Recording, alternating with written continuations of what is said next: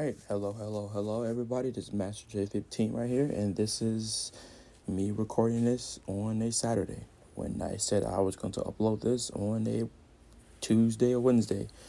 Yeah, no excuses on me. It just wasn't good, but yeah, we're going to get to it, and let's go. The video rolls on now.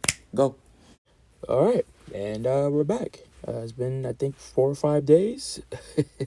But anyway, welcome back, guys. This is Master J15 right here, and today this idea came up to me like a few days ago over the weekend. I think I've learned enough about the NFL the last couple months or so that I can do this. We're going to be talking about each games in each week.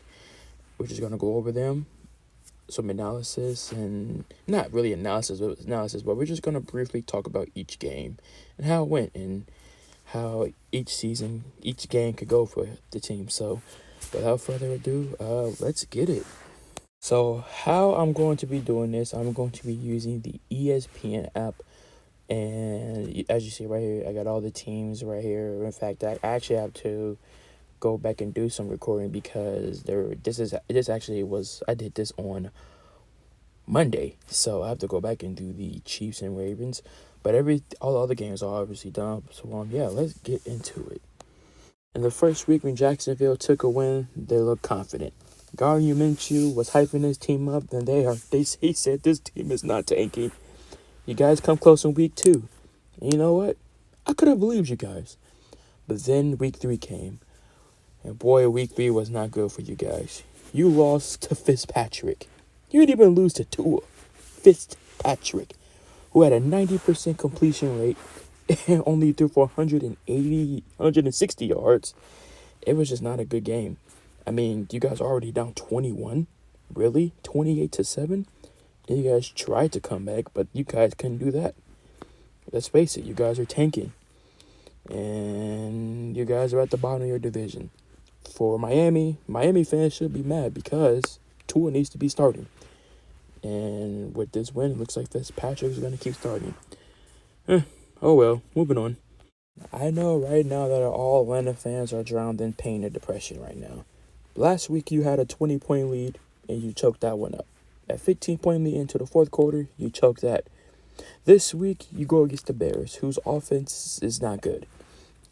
The Bears bench Mitchell Trubisky for Nick Foles. At that point, the Hawks should have won. But nope. What did they do? They let the Bears score 20 points in the fourth quarter, and they allowed the Bears to win. If this is not a recipe for sadness, I don't know what is.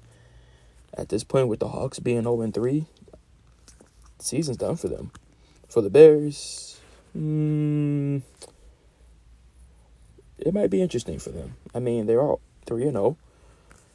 Maybe Nick Foles will be the new Lord and Savior to this team. Who knows? Next week, that opponent that you play, it should be a good test to see where you guys really are. If you look at the quarterback stats, and as well as the final score, you can say that this was a pretty good air show from two quarterbacks who was trying to prove themselves. However, if you actually watch the game, you would know that such thing did not occur. The Bills' defense is as strong as ever as they limit the Rams to just 3 points in the first half, as they're just dominating the Bills. Jared Goff is back to his 2017 form as the Rams can generate no offense. But then out of nowhere, the Rams scored 29 straight and made the game much more uncomfortable for the Bills as they went down 32-28. But then again, Josh Allen proved how much improved he is, and he threw the game-winning touchdown for the win. For the Bills, you guys are 3-0. You guys are doing good, but you can't let these things happen. For the Rams, you guys are 2-1. I mean, I don't have anything bad to say. Just don't have a All right, the first 2 weeks for Cleveland goes please make the playoffs this year. Week 1, you get destroyed by the Ravens. Week 2, you win a close game to Cincy. Yes, it was Cincinnati, but you know what? Anything for a confidence boost is good for the Browns. As well as for week 3, here's how it went. No points scored in the first quarter. Sure, have a great second quarter, but then absolutely forget everything about the game of football in the third quarter. Bounce back in the fourth quarter and win it 34-20. Yes, in the end, it ended up being a pretty good game for Baker and for Odell, Nick Chubb, and all those other guys. However, this is the football team, and they are not really good. I mean, my dad said he is. He said that they have a lot of good, underrated talent. But then again, so much college talent could get you so far. In fact, I don't even think it would get you about 3 wins. I mean, they got Chase Young. That's about it. But, yeah, Cleveland, I need you guys to start winning again. You guys need to get out this sad depression era. Please, please, please, please play good. Make your games with the Ravens, the Texans, not the Texans, the Steelers mean something, please. Oh, that should be an interesting game. You got one team who is 2-0, trying to prove themselves worthy in their conference, who is trying to prove themselves that they are worthy of winning more than 9 games. On the other hand, you got a team that's trying to win their first game and trying to prove that they are not the worst conference in the NFC North. You're pretty bad if you got the same record as the Detroit Lions. It's not that great. In that case, it is this game, Minnesota versus Tennessee. And the game goes how it goes. Minnesota was winning this game, a 24-12 lead in the third quarter, but then Derrick Henry and Stephen Gronkowski happened. 6 field goals total for him and 2 touchdowns for Derrick Henry as they come back and win the game. I mean, great game for Tennessee. They're 3-0, but for Minnesota, this is a disastrous mistake. 0-3. You guys might not make the playoffs this year. I hope you do, but then again, you lost all that talent. But then again, you guys got a lot of more other things to deal with, like people and players, team staff, just like the Titans dealing with COVID. Hopefully, you guys can recover next week when you play the Texans. But who knows? You guys might blow that one too. As well for the Titans, well, you guys play Pittsburgh next week. Hopefully, your season keeps going. But it's the NFL. They want money. It'll keep going. I'm not going to lie to you guys right now. I am definitely on the Cam Newton Patriots hype train right now. I mean, I just want Cam Newton to play really well. Last week, he put on a dazzling air show against Russell Wilson. However, his team just came up short. I mean, they lost to a really good team. Russell Wilson is a real good quarterback, and they just got real good players. But, moving on. This week, you play... Who was that? Oh, the Las Vegas Raiders. Okay. You guys want to win that game? Sure, go on. I mean, Derek Carr he's looking better. These last couple seasons has been rough for him, not playing well due to injury or just the team not giving any type of crap about him at all. So, I mean, it is good to at least see the Raiders playing decently. But then again, I just wanted the Patriots to win this game. So, great game for the Patriots. Next week, you get the Chiefs. And that game, I am really looking forward to that game. If there's any team that you want to laugh at, go no further than here, the New York Giants. Really, it's really them and the Jets because, oh my goodness, they are both just terrible. But then again, I can say that the Giants are probably better than the Jets, even with Saquon Barkley with his torn ACL. As well for the game, well, the score speaks for itself. A 49er team with no Jimmy Garoppolo, who's out with an ankle injury. Nick Bosa, who tore his ACL, is out for the season. And still no Richard Sherman. And the 49ers still handily beat this team. Nick Mullins, I tip my hat up to you as you had a fantastic game in your first game. As on the other side, Daniel Jones is still playing awful. And that's about it. I mean, this is just not a good team. And until Saquon Barkley gets back at this Giants team is not going to make any type of progress. Oh, look at this matchup. Joe Burrow versus Carson Wentz. You got a rookie quarterback, who has been playing pretty good regardless of his O-line can protect him, and a quarterback who has not been playing that well, who is a Super Bowl champion, and who even thought about being benched, but the Eagles won't do such a thing. As well for the game itself, I mean, the game was pretty close. Both teams going back and forth. Nothing spectacular happened. But then the game went to overtime. And all either team had to do was just, kick a field goal, go to overtime, do something, right? Well, no such thing happened. These two teams ended up in a tie. which means both teams are 0-2-1. I mean, at least you guys didn't lose. I mean, for the Bengals, it's not that bad because they are a rebuilding team. But for the Eagles, at least you guys are in the NFC, whatever the hell this year. This matchup between the Steelers and the Texans probably would have been better had it been played, let's say, last year in 2019. If the Texans didn't trade a certain superstar wide receiver and if Big Ben just wasn't injured last year. As for the game itself, the game was pretty good. I mean, the first half was actually really good. Both teams were scoring back and forth. But then the second half was just not good. All the Steelers had to do was they just had to score one touchdown. They did that and they won the game. It's really for the first time Deshaun Watson wasn't getting destroyed by a team that's not the Ravens or the Chiefs. But then again, how can you blame a superstar quarterback who has no targets to throw the ball to when you just traded your superstar wide receiver and a whole line that doesn't even care about your health? I mean, all those chase downs that happened. I felt bad for Deshaun Watson, honestly. Either you trade him or you fire Bill. And whichever it is going to work for Deshaun. For the Texans or for the Steelers, with the way the Ravens played on Sunday, it looks like you guys do have a chance to win your division this year. I honestly hope you guys do win. The Ravens are just too overhyped at this point. Hey, look, guys, it's the other New York team in the AFC who's getting destroyed by the Indianapolis Colts. This game literally went exactly how the 49er game went. Well, I mean, you could say the game was close. I mean, the Jets were down only 7 points midway through the third. And then that's when the Colts decided to step on his team's neck and scores 20 straight and basically make it a 4-score win for the Colts. I'm pretty interested in what the Colts can do this year. Week 1 was pretty embarrassing after losing to the Jaguars, but they bounced back pretty back since then. You destroyed all things Kirk Cousins and the Vikings, and this week you put a butt whooping on the Jets. Next week should be a pretty good test for you. Get it done. As well as for the Jets, honestly, you guys might be the worst team in this division, conference, all in the NFL. I mean, you guys are 1-15 bad. It is not going to be a good season for you guys. There isn't much to say about these two teams and this game itself, besides that the game was pretty close back and forth. It was just the fact that Justin Herbert played a little bit better than Teddy Bridgewater, threw for over 300 yards, a couple of touchdowns. But besides that, these teams are rebuilding, except Christian McCaffrey's out for the Panthers via ankle injuries for a couple weeks, and Tyrod Taylor is still recovering from a rib injury that was caused by the team itself. Something's telling me that they don't want Tyrod to be the quarterback, but then again, he probably won't.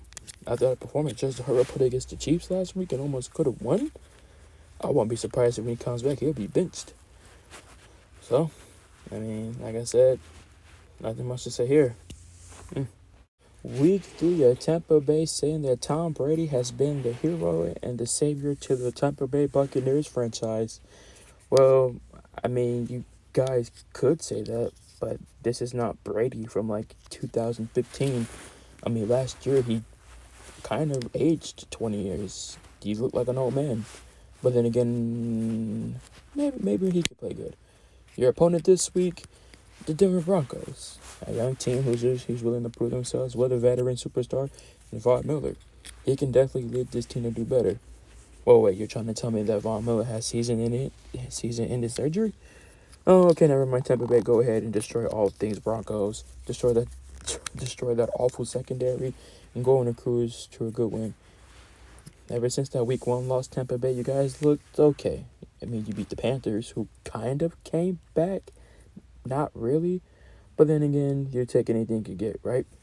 All right, moving. You want to know the most disappointing thing about this game right here? Out of all the games, I looked at all the stats and all the statistics and all this stuff. But for this game, I just really didn't care because of the Lions. I don't like just because this team just tries to skin the Patriots alive so much and it just fails. And this team is just so bad. And, like, in Week 1, they lost to the Bears. I'm just like, how does this team lose? I mean, they're boasting about finally breaking their 11-game losing streak. I mean, good God almighty. I mean, you guys beat the Cardinals, but wait, you guys beat the Cardinals? What the Cardinals is going on? I mean, Fitzgerald, D Hop, what's going on? How do you lose this game?